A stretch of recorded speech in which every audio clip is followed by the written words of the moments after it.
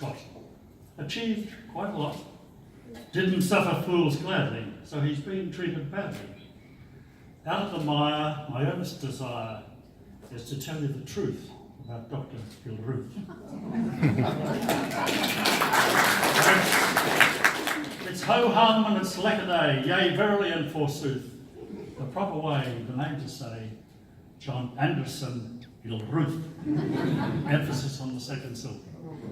Gilruth. Thank you, Jan. I did not choose well. That's been Jan.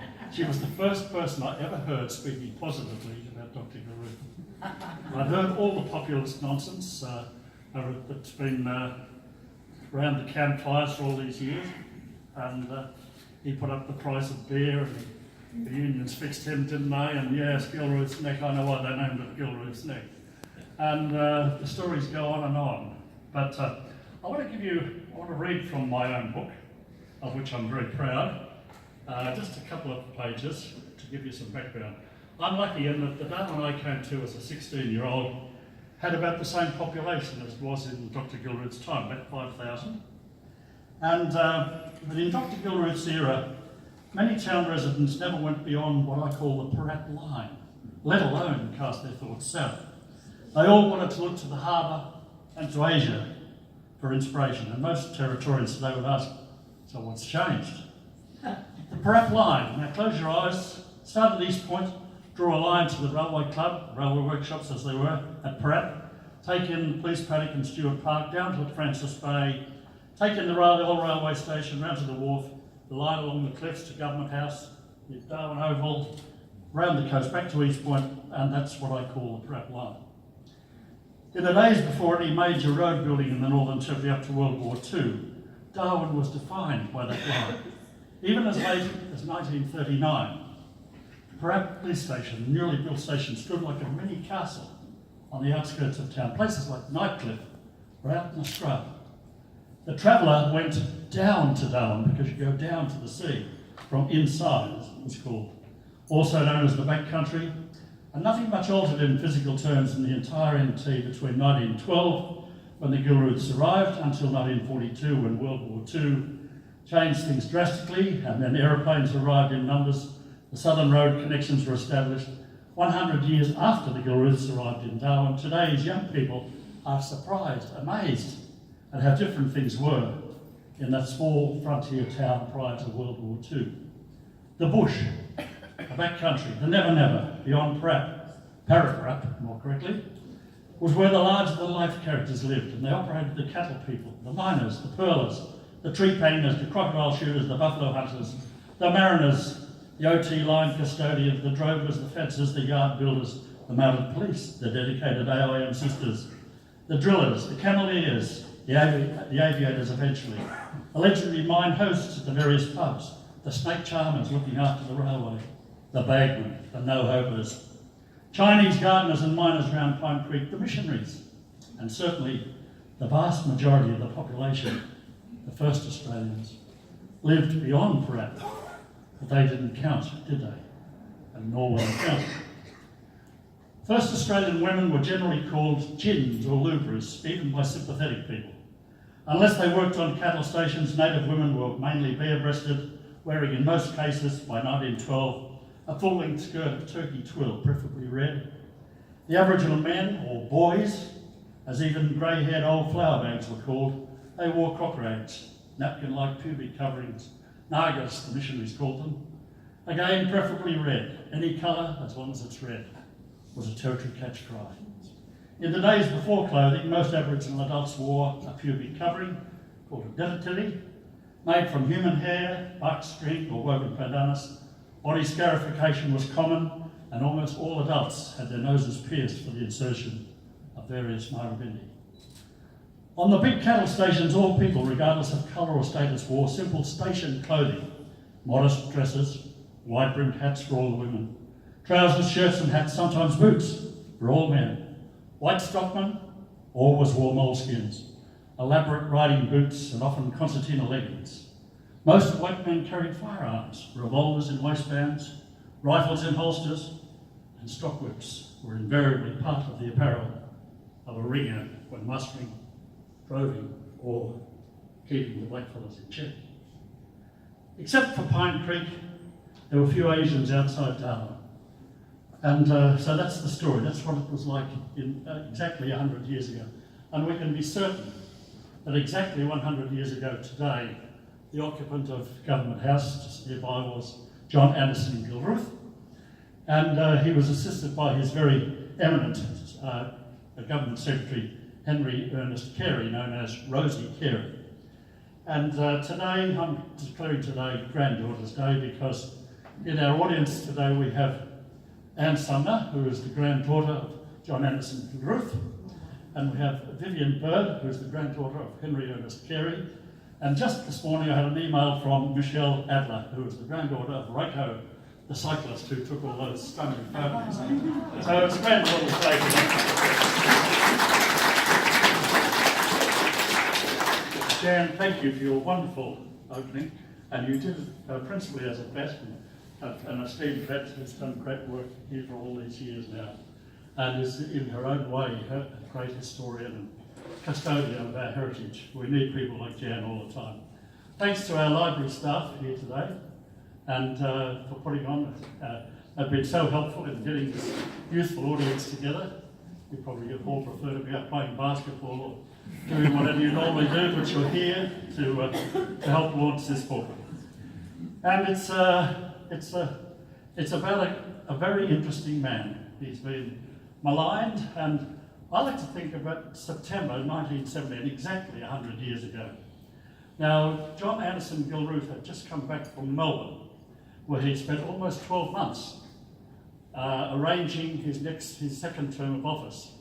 He was appointed in 1912 for 5 years, and then in 1917 he was no longer dubbed His Excellency. He was now going to be called Your Honour, His Honour, and he was appointed until 6 months after the end of World War I, and that became a very controversial and crucial date. So he came back to Darwin in 1917, and most of the writers seem to, Frank L. Corder and Doug Lockwood have both written very accurately and about Dr. Gilruth and the times, but they seem to assert, as I would say, that it was all downhill for Gilruth from that point in 1917. In fact, Frank L. Corder has the administrator not just on the ropes, but seemingly unable to continue the fight after 1916, following the Jensen Royal Commission, surely the silliest Royal Commission ever convened, and Gilruth's misguided and scornful treatment of the town council. Frank L. Corder has the administrator cowering in his corner, ready to throw in the towel, never leaving Government House. But hang on, I read all the papers, and the typical tabloid claim there were rumours that he was drinking heavily were trotted out. But I would think that the administrator had never been busier, and he would have regarded Harold Nelson as a scheming thug who was determined to undermine everything that was positive about the Northern Territory.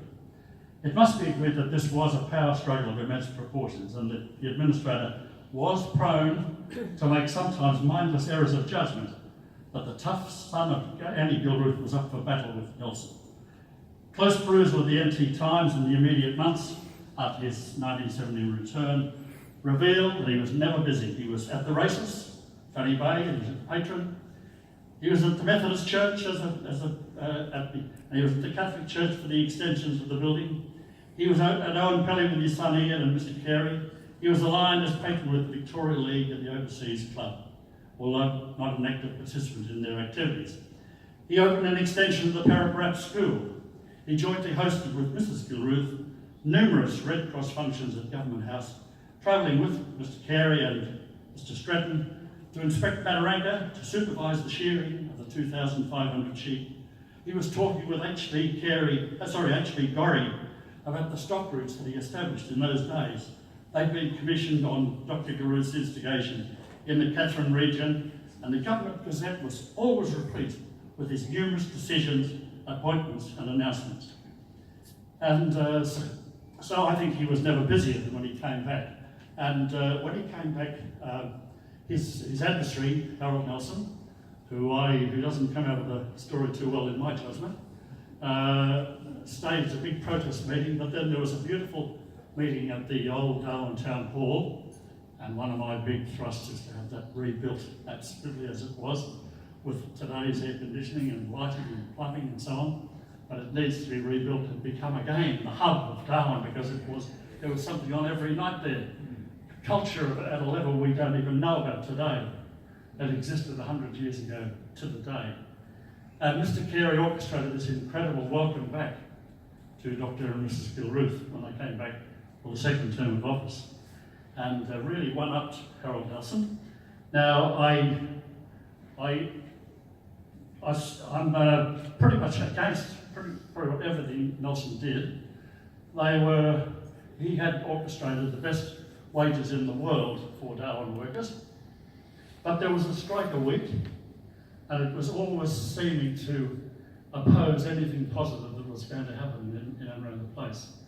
And in 1917, when Vestey's Meatworks for a short spell achieved its target, it was built to handle 500 cattle a day, and on a couple of days it did that. And it was wrongly placed at Pulligi Point, of course, we know that. But on the day, the Meatworks was capable of doing what Dr. Gilruth and its other planners had set out to process 500 beasts in a day. And so the workers had received this incredible position. They were working at this place. An average slaughterman for a month, just the 1 month, received the equivalent of $6,000 a week today, just to slaughter a man. And Vestey's offered a 33.33% pay rise on top of the world's best wages if the workers would agree to no strikes for 16 weeks. And the workers said, "You are just out to make money at our expense." So they went on strike. And Vestey said, "Well, should we close?" And that went on for the 4 years of Vestey's operations here. I'm all for trade unions, especially Australian trade unions, but this was stupidity at its height. As a result, I think that Dr. Gilruth has been judged more or less as the administrator of Darwin, only as far as the prep. Most of the time he was out bush, driving his motor cars, plural, riding on horseback. He once rode from Barra Creek to Darwin on horseback, thought nothing of that, rode all around Melville Island on horseback, and he was out there. Mrs. Gilruth, you've got to remember 3 things. World War I was on, so everything was drastically reduced in terms of funding. The White Australia policy had to be maintained at all times. Chinese were out. They were not allowed to join unions. Aboriginals existed, but everyone believed that very soon they would go away somehow or other. And they were a problem only because they existed. And so all the white employees who'd come to Darwin to work for Vestey's and the railway extensions were here, and there was turmoil constantly in the town of Darwin. And because Dr. Gilruth in those days had the power of a viceroy, I subsequently was the 18th administrator, and I was sort of rubber stamp administrator. It was a demanding and very lovely job, but I didn't have anything like the power that Dr. Gilruth had at his time.